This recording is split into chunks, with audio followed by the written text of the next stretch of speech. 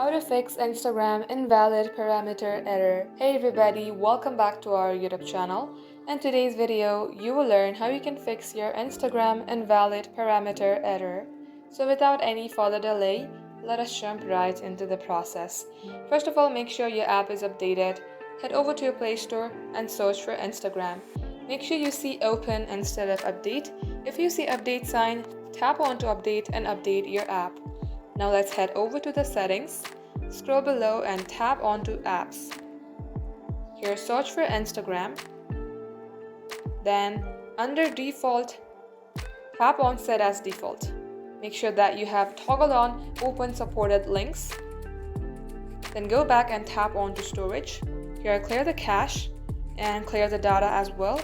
Also be noted, if you clear this application's data, it will clear all your account databases and your account history. If you would still like to continue, then tap on delete.